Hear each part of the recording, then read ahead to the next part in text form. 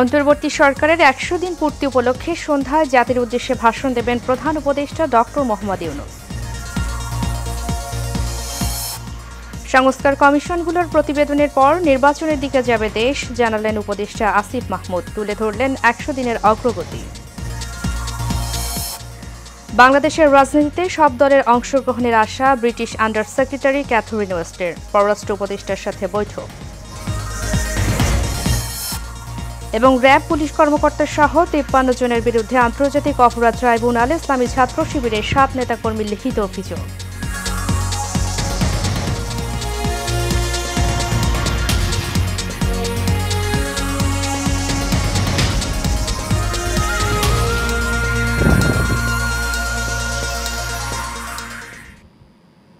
স্বাগত এশিয়ান নিউজে, সাথে আছি আমি উর্মি আক্তার।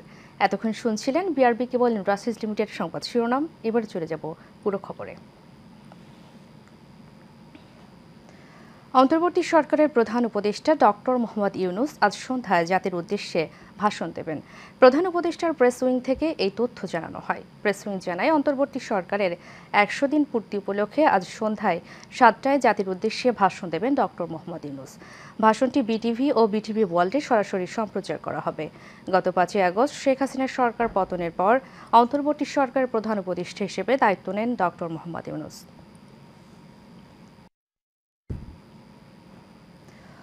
সংস্কার কমিশনগুলোর প্রতিবেদনের পর দেশ নির্বাচনের দিকে যাবে বলে জানিয়েছেন অন্তর্বর্তী সরকারের যুব ও ক্রীড়া উপদেষ্টা আসিফ মাহমুদ সজীব ভুঁইয়া। অন্তর্বর্তী সরকারের ১০০ দিন পূর্তি উপলক্ষে মন্ত্রণালয়ের অগ্রগতি বিষয়ক সংবাদ সম্মেলনে তিনি একথা জানান। আগামী ২ বছরের মধ্যে ৫ লক্ষ কর্মসংস্থান সৃষ্টি করা হবে বলেও জানান আসিফ মাহমুদ। বিস্তারিত নূর মোহাম্মদ ভুঁইয়ার রিপোর্টে। অন্তর্বর্তী সরকারের ১০০ দিন পূর্তি উপলক্ষে মন্ত্রণালয়ের অগ্রগতি বিষয়ক সংবাদ সম্মেলন করেন যুব ও ক্রীড়া উপদেষ্টা আসিফ মাহমুদ সজীব ভুঁইয়া। সংবাদ সম্মেলনের শুরুতেই শ্রম এবং ক্রীড়া মন্ত্রণালয়ের দায়িত্বে থাকা সচিবগণ ১০০ দিনের কার্যক্রম ও কর্মধারা তুলে ধরেন। ক্রীড়াঙ্গনে গতিশীলতা এবং সুশাসনায়নে মাননীয় উপদেষ্টা মহোদয়ের নির্দেশনে ২৯ আগস্ট ২০২৪ তারিখে ৫ সদস্য বিশিষ্ট একটি সার্চ কমিটি গঠন করা হয় আমাদের ফেডারেশনগুলোকে সংস্কারের উদ্যোগ নেওয়ার জন্য। ইতিমধ্যে ১০ সেপ্টেম্বর ২০২৪ তারিখে ৩৫টি ফেডারেশনের সভাপতি অব্যাহতি অপসারণ করা হয়েছে। এ সময় ক্রীড়া উপদেষ্টা আসিফ মাহমুদ বলেন, বর্তমান বাংলাদেশে বেকার সংখ্যা ১.৮ মিলিয়ন, তবে ২ বছরে ৫ লক্ষ কর্মসংস্থান সৃষ্টি হবে। এখন বাংলাদেশে বেকারের সংখ্যা প্রায় 1.8 মিলিয়ন এবং গ্র্যাজুয়েট বেকারের সংখ্যাটা আমরা পেয়েছি ২৫ থেকে ২৬ লক্ষ এবং আমরা ৫ লক্ষ বলেছি। ২ বছরের মধ্যে সরকারিভাবে, সরকারি খাতে না, সরকারিভাবে, সবাই তো রেভিনিউ খাতে না, সরকারের বিভিন্ন প্রশিক্ষণ কার্যক্রমের মাধ্যমে এবং সরকারের বিভিন্ন প্রকল্পতে অনেকের কর্মসংস্থান নিশ্চিত করা হয়। তো আমরা ৫ লক্ষ ২ বছরের একটা লক্ষ্যমাত্রা নির্ধারণ করেছি। ক্রীড়াঙ্গনের স্থবিরতা নিয়ে সাংবাদিকদের প্রশ্নের জবাবে তিনি বলেন, রাজনীতিকরণ থেকে বেরিয়ে এসে বিসিবি বর্তমানে নিয়মতান্ত্রিক পথে চলছে। আমি যখন দায়িত্ব নিলাম এসে বিসিবির কোনো ডিরেক্টরকে পাওয়া যাচ্ছিল না, তখন কারোর সাথে যে পরামর্শ করবো এমন একটা লোক পর্যন্ত ছিল না। তো স্টেক হোল্ডারদের সাথে কনসালটেশনের মাধ্যমে এবং গঠনতান্ত্রিক অনেক জটিলতা ছিল, সেগুলো দেখে নিয়মতান্ত্রিক উপায়ে আমরা বিসিবির আইসিসির যেই ফ্রেমওয়ার্ক আছে তার মধ্যে থেকে নিয়মতান্ত্রিকভাবে আমরা বিসিবিতে পরিবর্তনটা এনেছি। এছাড়া এই সরকারের মূল ভিত্তি জনগণ জানিয়ে আসিফ মাহমুদ বলেন, রাষ্ট্র সংস্কার কমিশনের সাথে নিয়মিত বৈঠক করছেন প্রধান উপদেষ্টা। সংস্কার কমিশনগুলোর প্রতিবেদনের পর দেশে নির্বাচনের পথে এগিয়ে যাবে বলেও জানান তিনি। রাষ্ট্র সংস্কার এবং দেশ পুনর্গঠনে আপনারা জানেন 10টি কমিশন গঠন করা হয়েছে এবং কমিশনগুলোর সাথে প্রায় নিয়মিতই আমাদের মাননীয় প্রধান উপদেষ্টা সহ যারা স্টেক হোল্ডার আছেন অন্যান্য তারা কিন্তু নিয়মিত বসছেন এবং কমিশনগুলো নিয়মিত সবার সাথে বসছে, রাজনৈতিক দল, বিভিন্ন সামাজিক সংগঠন। নূর মোহাম্মদ ভুঁইয়া, এশিয়ান টেলিভিশন, ঢাকা। যুক্তরাজ্যের প্রশান্ত মহাসাগর বিষয়ক প্রতিমন্ত্রী ক্যাথরিন ওয়েস্ট জানিয়েছেন, বাংলাদেশে গণতন্ত্র ফেরাতে অন্তর্বর্তী সরকারের প্রধান উপদেষ্টা ডক্টর মোহাম্মদ ইউনূস রূপরেখা ঘোষণা করবে বলে ব্রিটেন আশা করে। সকালে পররাষ্ট্র উপদেষ্টা মোহাম্মদ তৌহিদ হোসেনের সঙ্গে বৈঠক শেষে সাংবাদিকদের তিনি একথা জানান। ব্রিটিশ মন্ত্রী বলেন, বাংলাদেশের গণতান্ত্রিক ভবিষ্যৎ নিয়ে আলোচনা হয়েছে পররাষ্ট্র উপদেষ্টার সঙ্গে। এছাড়া বাংলাদেশে গণতন্ত্র ফেরাতে ডক্টর ইউনূস রূপরেখা ঘোষণা করবে বলে আশা ব্রিটেনের। সে সঙ্গে রাজনীতিতে সব দলের জন্য লেভেল প্লেয়িং ফিল্ড প্রত্যাশা করে যুক্তরাজ্য। লন্ডনে থাকা বিএনপির ভারপ্রাপ্ত চেয়ারম্যান তারেক রহমানকে ফেরানো প্রসঙ্গে জানতে চাইলে ক্যাথরিন ওয়েস্ট বলেন, কোনো নির্দিষ্ট ব্যক্তির বিষয়ে কথা হয়নি, তবে সরকার চাইলে সহায়তা করতে প্রস্তুত ব্রিটেন।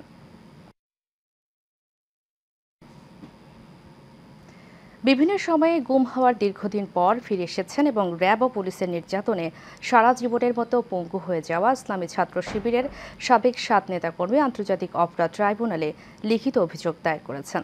দুপুরে আন্তর্জাতিক অপরাধ ট্রাইব্যুনালে পৃথকভাবে অভিযোগ দাখিল করা হয়। এখনও একজন নিখোঁজ রয়েছেন। তার পক্ষে তার ভাই লিখিত অভিযোগ দায়ের করেছেন। বিষয়টি নিশ্চিত করেছেন ভুক্তভোগী পক্ষের আইনজীবী অ্যাডভোকেট ডক্টর আমানুল্লাহ আল জিহাদি। তিনি জানান, গুম, নির্যাতন, পঙ্গুত্ব বরণের মতো অমানবিক ও বর্বরচিত ঘটনায় জড়িত র্যাব পুলিশ কর্মকর্তা সহ 53 জনের নাম উল্লেখ করে অভিযোগ দাখিল করা হয়েছে।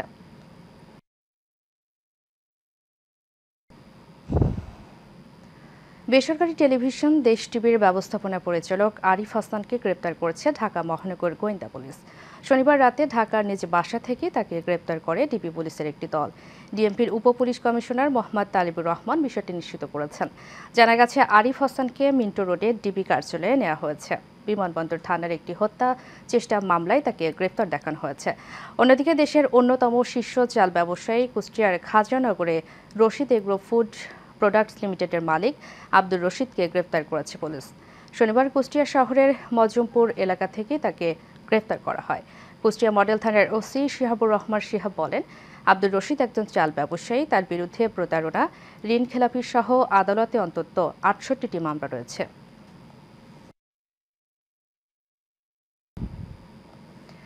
মুসলিম জননেতা মাওলানা আব্দুল হামিদ খান ভাসানীর 48তম মৃত্যুবার্ষিকী আজ। 1976 সালের এই দিনে ঢাকা তৎকালীন পিজি হাসপাতালে চিকিৎসাধীন অবস্থায় তিনি মৃত্যুবরণ করেন। পরে টাঙ্গাইলের সন্তোষে তাকে চিরনিদ্রায় শায়িত করা হয়। তার মৃত্যুবার্ষিকী উপলক্ষে মাওলানা ভাসানী বিজ্ঞান ও প্রযুক্তি বিশ্ববিদ্যালয়ের পক্ষ থেকে বিভিন্ন কর্মসূচি পালন করা হয়েছে। কর্মসূচির মধ্যে টাঙ্গাইলের সন্তোষে মাওলানা ভাসানীর মাজারে সকাল 7:30 vice chancellor professor doctor Mohammad Anwarul Azim আখুন্দের নেতৃত্বে কর্মকর্তা, কর্মচারী ও ছাত্রছাত্রীবৃন্দ পুষ্পস্তবক অর্পণ করেন। মাওলানা ভাসানী তার কৈশোর যৌবন থেকেই রাজনীতিতে জড়িত ছিলেন। দীর্ঘদিন তিনি তৎকালীন বাংলা আসাম প্রদেশ মুসলিম লীগের সভাপতি ছিলেন।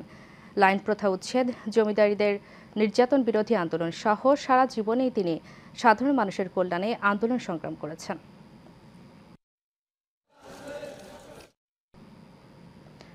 ভোটের অধিকার ফেরাতে 5 আগস্টের আন্দোলন হয়েছে বলে মন্তব্য করেছেন বিএনপি চেয়ারপারসনের উপদেষ্টা আব্দুস সালাম। জাতীয় প্রেস ক্লাবে এক আলোচনা সভায় এ কথা বলেন তিনি। জাগ্রত বাংলাদেশের উদ্যোগে বেগম খালেদা জিয়া ও তারেক রহমান সহ বিএনপির নেতাকর্মীদের বিরুদ্ধে মিথ্যা মামলা প্রত্যাহারের দাবিতে এই আলোচনা সভা অনুষ্ঠিত হয়। অন্তর্বর্তী সরকারকে উদ্দেশ্য করে আব্দুস সালাম বলেন, সংস্কার করেন কিন্তু বিএনপি ঠেকাবেন না। স্বল্প সময়ে সংস্কার শেষ করে নির্বাচনের ব্যবস্থা করুন, যাতে জনগণ ভোটের অধিকার ফিরে পায়। পাকিস্তানের বিরুদ্ধে লড়াই করলাম এই ভোটের জন্য। শেখ মুজিবের 7 মার্চের ভাষণ খুঁজে দেখেন যে জনগণ ভোট দিল, ক্ষমতা পাইতেছি না। এর পরবর্তী পর্যায়ে বারবার খালি ভোটের অধিকারই চলে গেছে। গত 15 বছর ধরে ভোট নাই। আবার কেউ কেউ তাদের মধ্যেই বলেন যে খালি ভোটের জন্য কি 5 আগস্ট হয়েছে নাকি? আরে ভাই, ভোটের জন্যই হয়েছে। 15 বছর, 17 বছর, 18 বছর ধরে আমরা আন্দোলন করছি কিসের জন্য? যে মানুষের অধিকার, আমার দেশকে চালাবে তার, সেটাকে আমি ডিসাইড করব। সেটা কি ইন্ডিয়া ডিসাইড করবে? এই কারণেই তো আমরা 17-18 বছর ধরে আমরা আন্দোলন করছি। পর্যটন মৌসুমের শুরুতেই কক্সবাজার সমুদ্র সৈকত এখন লাখো পর্যটকে মুখরিত। দেশের নানা প্রান্ত থেকে কক্সবাজারে আসতে শুরু করেছে পর্যটকরা। কক্সবাজার জেলা প্রতিনিধি SK সেলিমের রিপোর্টে বিস্তারিত জানাচ্ছেন শেখ ফাহিম। শীতের মিষ্টি রোদে বালিয়াড়িতে ছুটোছুটি, আবার সমুদ্রের লোনা জলে গা ভাসাচ্ছেন কক্সবাজারে ভ্রমণে আসা পর্যটকরা। ইট পাথরের শহর থেকে বেরিয়ে পরিবার নিয়ে উন্মুক্ত একটি পরিবেশে এসে খুব ভালো সময় কাটাচ্ছেন তারা। কক্সবাজার এসে সৈকতে মনোরম পরিবেশ উপভোগ করতে কেউ এসেছেন পরিবার নিয়ে, আবার কেউ বা বন্ধুদের নিয়ে। ভ্রমণ আনন্দে পর্যটকদের জন্য বাড়তি নিরাপত্তা নিয়ে সন্তুষ্ট পর্যটকরা। আমরা গ্রুপ নিয়ে আসছি সবাই, তো আমরা এখানে এনজয় করছি, অনেক মজা হয়েছে। 5 তারিখে যেই এই নির্বাচন বা হয়েছে দেশের একটা, এর কারণে মনে পর্যটকটা তখন আসতে পারেনি। আর এখন যে পর্যটকের যে ভিড়টা দেখতাছি, সেই ভিড়টা কিন্তু গতবার আমি কিন্তু পাইনি। ফার্স্ট টাইম কক্সবাজার আসলাম, আসলে দেখলাম যে তুলনামূলকভাবে আপনার সি বিচ, তারপর হচ্ছে পালকি বিচের ঢেউ যতটা না বড়, তার চেয়ে অনেক গুণ বেশি বড় হচ্ছে কক্সবাজারের ঢেউ। কক্সবাজার আমি প্রথম আসছি, কিন্তু খুব ভালো লাগতেছে ঘুরে। আর্নমিস থেকে আসছি, আমি প্রায় 2 বছর পর আসছি এখানে, আবার আসছি, ভালোই লাগে। খুব ভালো লাগে, অনেকদিন পর আসলাম, আইসা দিয়ে খুব শান্তি হলো। কোথাও পর্যটকদের কাছ থেকে অতিরিক্ত ভাড়া বা হয়রানি করলে তাদের বিরুদ্ধে কঠোর ব্যবস্থা নেওয়া হবে হোটেল মালিক সমিতির পক্ষ থেকে। সরকারি ছুটিকে কেন্দ্র করে শুক্রবার এবং শনিবার কক্সবাজার পর্যটকের সমাগম ঘটবে। পাশাপাশি পর্যন্ত আমাদের 70 থেকে 80% রুম বুকিং হয়ে গেছে। পর্যটকদের নিরাপত্তায় ট্যুরিস্ট পুলিশের সঙ্গে অতিরিক্ত পুলিশ মোতায়েন করা হয়েছে বলে জানান ট্যুরিস্ট পুলিশের এই কর্মকর্তা। আমরা নিয়মিত মোবাইল পার্টি এবং সিভিলে আমরা 3টা পার্টি দিয়েছি, যাতে পর্যটক কোনো ধরনের যাতে হয়রানির শিকার না। সমুদ্রে গোসল করতে নেমে কোনো দুর্ঘটনায় পড়তে যাতে না হয় সে বিষয়ে কঠোর নজরদারিতে বাড়ানো হয়েছে সৈকতের সবকটি পয়েন্টে। Sheikh Fahim, Asian television.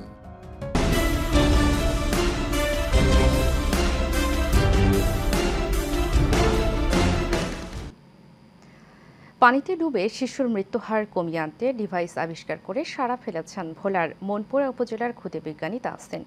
তার এই ডিভাইস শিশুর সঙ্গে থাকলে পানিতে পড়ে শিশুর মৃত্যুর হার যেমন কমবে, তেমনি শিশুর অবস্থান সম্পর্কে স্পষ্ট ধারণা থাকবে অভিভাবকদের। চমৎকার এই আবিষ্কারে সরকারি সহযোগিতা কামনা করেন সচেতন মহল। ভোলা থেকে মেহেদি হাসান মামুনের পাঠানো তথ্যচিত্রে বিস্তারিত জানাচ্ছেন শেখ ফাহিম।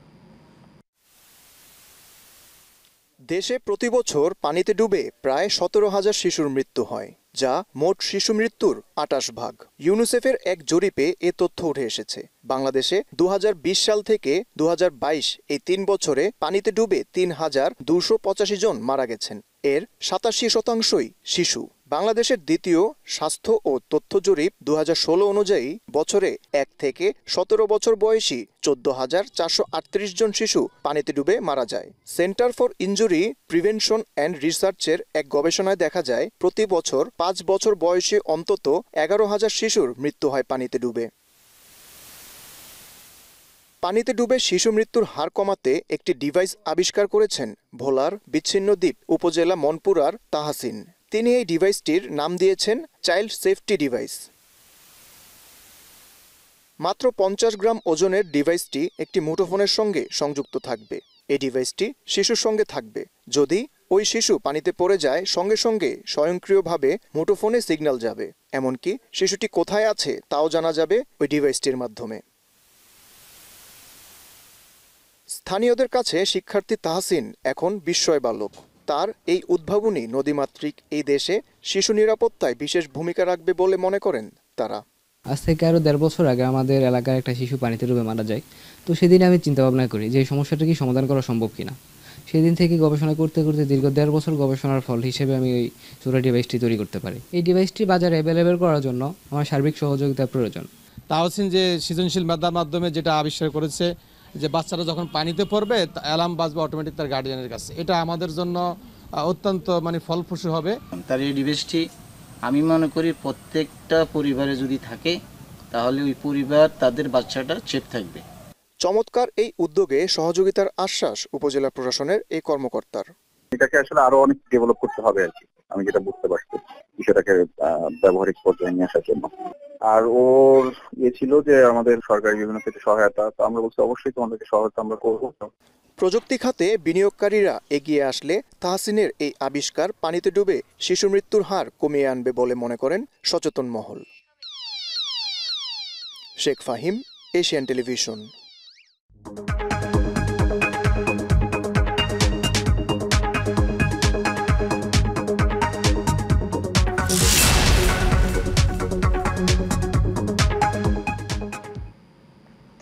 এবার এক্সিম ব্যাংক বাণিজ্য সংবাদ। হেয়ারস্টাইলকে ফ্যাশনেবল করার জন্য বাংলাদেশে এই প্রথমবার গোদরেজ প্রফেশনাল প্রোডাক্ট অফিসিয়ালি বাজারে লঞ্চ করেছে। অ্যাডোনিস গ্রুপের উদ্যোগে বাজারে আনুষ্ঠানিক লঞ্চ করা হয়। সকালে রাজধানীর গুলশানে একটি হোটেলে এর ঘোষণা দেওয়া হয়। এ সময় দেশের বিউটিশিয়ানদের মাঝে এর কার্যকারিতা তুলে ধরেন ট্রেনার নিশা শর্মা।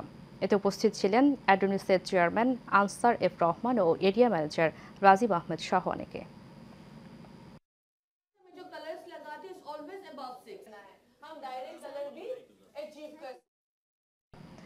বাংলাদেশ ব্যাংকের গভর্নর আহসান এইস মনসুর বলেছেন, বাংলাদেশ যেভাবে আগে কঠিন সময় মোকাবেলা করেছে এবারে করবে।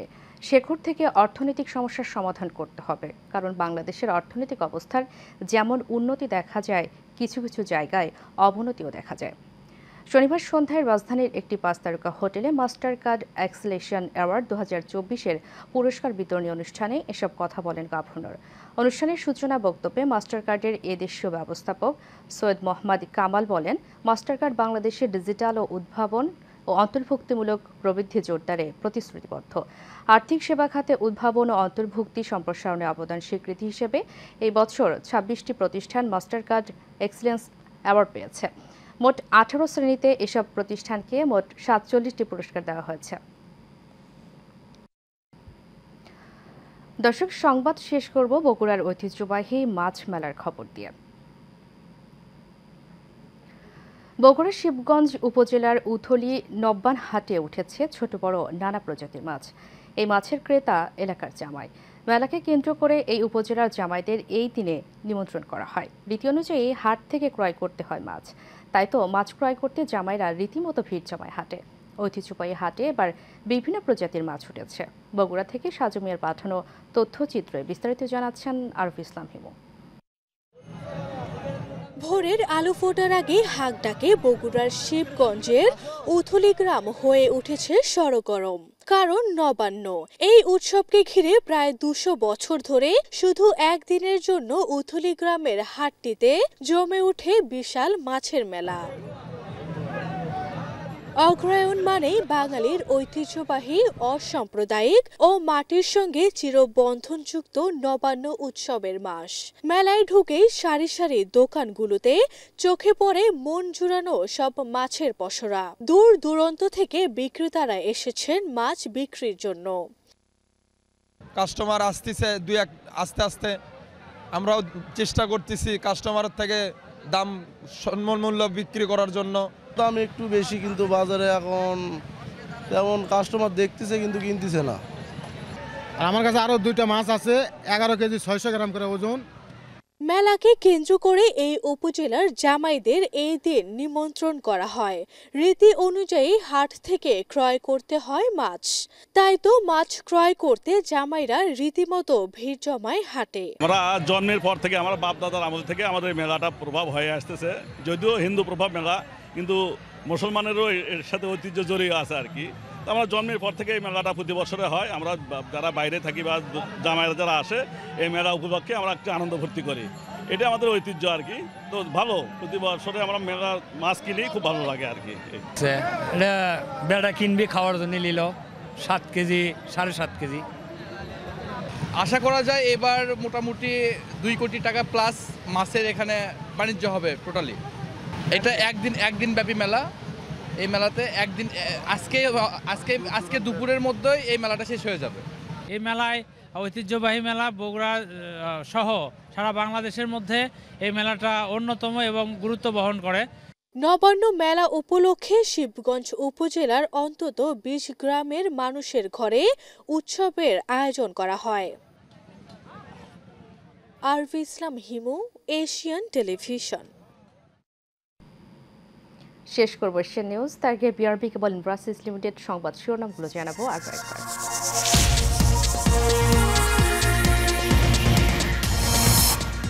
অন্তর্বর্তী সরকারের 100 দিন পূর্তি উপলক্ষে সন্ধ্যায় জাতির উদ্দেশ্যে ভাষণ দেবেন প্রধান উপদেষ্টা ডক্টর মোহাম্মদ ইউনূস। সংস্কার কমিশনগুলোর প্রতিবেদনের পর নির্বাচনের দিকে যাবে দেশ, জানালেন উপদেষ্টা আসিফ মাহমুদ। তুলে ধরলেন 100 দিনের অগ্রগতি। বাংলাদেশের রাজনীতিতে সব দলের অংশগ্রহণের আশা ব্রিটিশ আন্ডার সেক্রেটারি ক্যাথরিন ওয়েস্টের। পররাষ্ট্র উপদেষ্টার সাথে বৈঠক। এবং র্যাব পুলিশ কর্মকর্তা সহ 53 জনের বিরুদ্ধে আন্তর্জাতিক অপরাধ ট্রাইব্যুনাল ইসলামী ছাত্র শিবিরের 7 নেতাকর্মীর লিখিত অভিযোগ।